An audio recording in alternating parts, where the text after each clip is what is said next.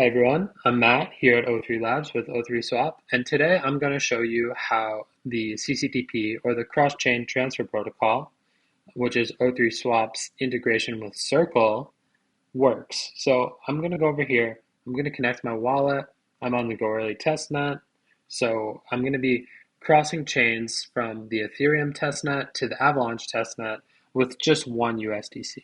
And this could be 100 USDC. This could even be 10,000 USDC, and I would still be receiving 10,000 USDC on the destination chain because this is a slippage-less transfer. No slippage, just transfers on CCTP. So I'm going to confirm that swap.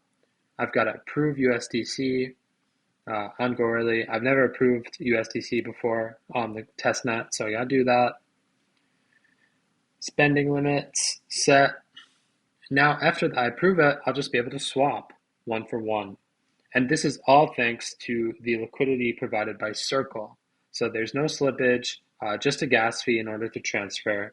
And we believe that this is a true game changer in the cross-chain space because of that lack of slippage, because of that lack of a necessity of TVL. So we approved it, now we're swapping. Testnet's relatively fast. And wham bam, now we have one USDC on Avalanche. But there is one more step, and I'm going to show you guys just what happens here. And you're going to have to mint that new USDC on Avalanche for another transaction.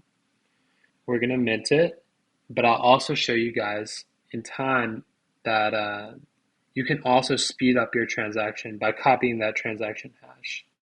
So now the transaction's finished, and I just need to claim my USDC on the Avalanche network and mint it.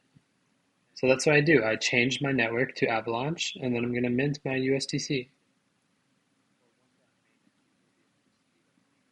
Yeah, thanks so much, guys, for watching. You can see I got the one USDC on Avalanche.